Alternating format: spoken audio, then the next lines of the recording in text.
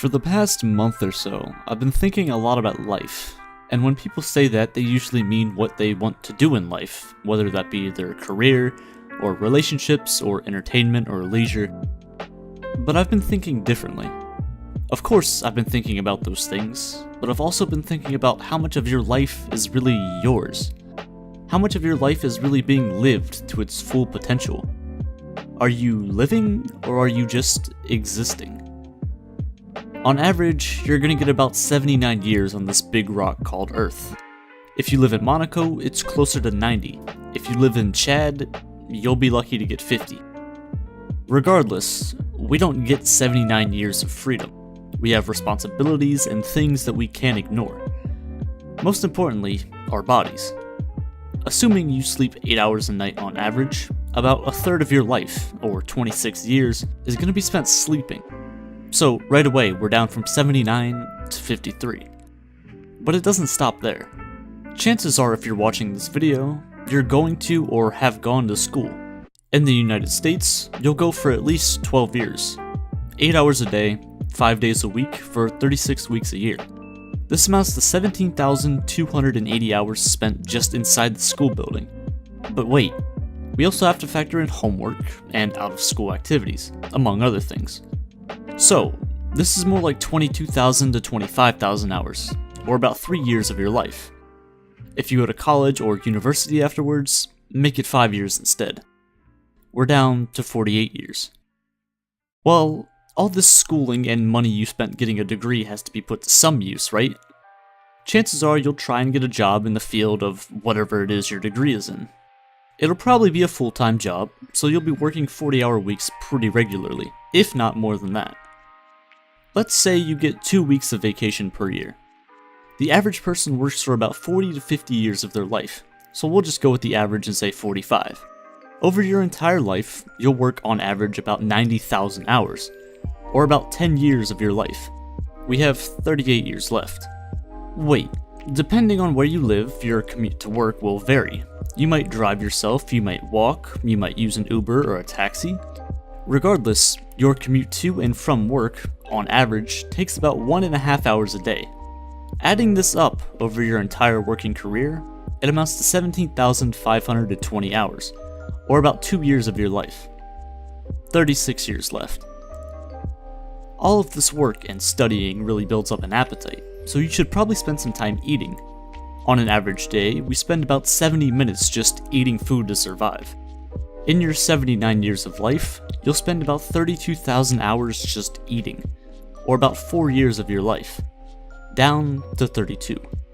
Well, after you're done eating, you have to clean up and maybe do some chores around the house.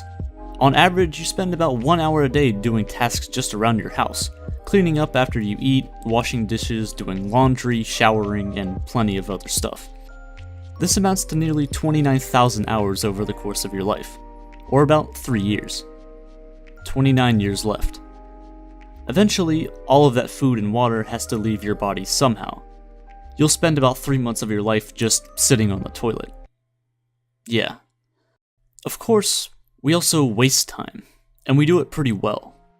Over the course of our lifetimes, we'll spend about 115,000 hours on our phones, or about 13 years. This, of course, is just your phone. This doesn't include you watching TV, you playing games, among other things. 16 years left. Assuming you can afford to retire at the average age of 62, you'll spend the rest of your life living the luxuries of retirement, if you can still function properly. Over 50% of retired people over the age of 65 have some sort of disability, with 15% of those people having 3 or more. Chances are, if you are one of these people, you'll be in and out of medical care pretty often. So those final 16 years of freedom you have, it's a coin flip. That doesn't exactly entail freedom. So overall, you have 1 year in your 79-year life to really and truly do what you want to do. But despite the age you might be, young or old, you may be nearing the end of your time with some of the most important people in your life. For example, while you're young and in school from the ages of 1 to 18, you'll most likely be spending nearly every day in the presence of your parents. After you finish your schooling, assuming your parents are in their mid-40s, we'll say they have about 30 years left in their life. The real world starts to set in. Your job, your possible relationships, your important things to do in life take priority. Eventually, if you leave your hometown, you'll only be seeing your parents around holidays and special occasions, maybe 10 days a year. So, 300 days left with the people who brought you into the world, whereas before you would see them almost every single day. You have already spent 95% of the time that you will ever spend with your parents in the first 18 years of your life. And now, you only have the remaining 5% for the rest of your life.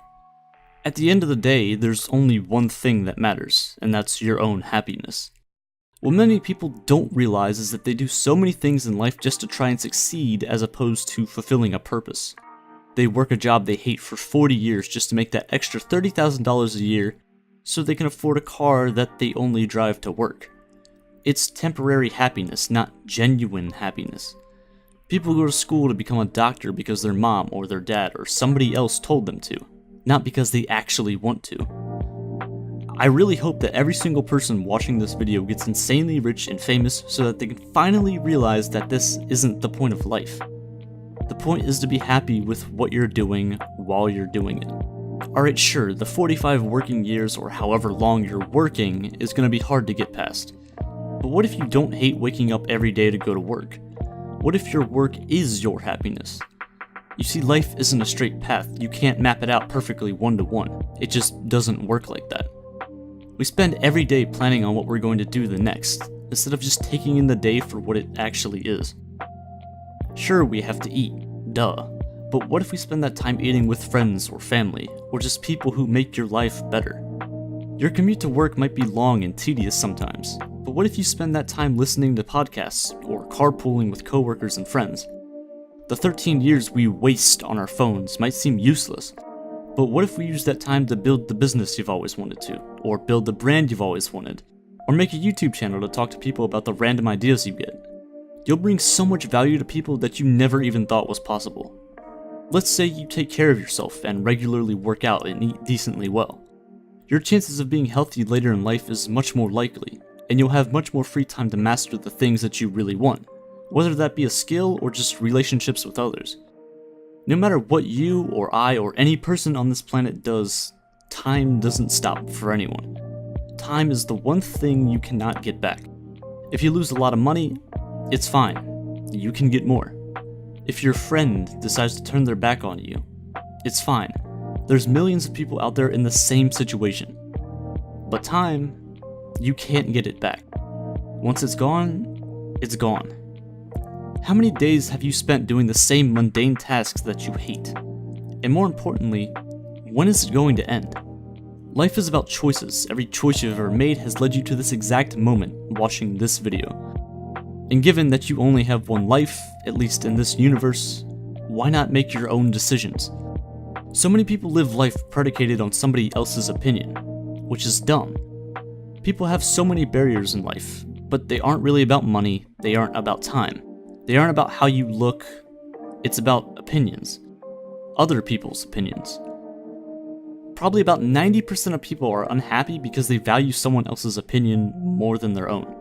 When you're old and unable to do the things that you could have when you're younger, you'll regret. And regret hurts more than any breakup, failure, or anything else ever could. Life doesn't have to suck, you don't have to regret everything. That FOMO, or fear of missing out, is a poison. Instead of living trying to mimic people you see on Instagram or YouTube or social media, just live based on your own terms. Instead of just observing and living passively, really start to think about what you do with your time. Does that mean call your boss and tell him you quit? No. Does that mean drop out of school tomorrow? No. All it means is to truly decide what you want in life and put yourself in the right direction. It's not gonna happen overnight, that's not the point. There would be no journey then. As cliche as it sounds, your 79-year journey here is very short. Sure, it's technically the longest thing you'll ever do. But the universe is 13.8 billion years old. If the universe's history was condensed down into 24 hours, the world as we know it, with cars and airplanes and civilization as we know it, would only come into existence in the very last second. Block out any and all negativity in your life. And once you can truly realize that the only opinion that matters is your own, life can get pretty clear. And the noises inside your head get pretty quiet.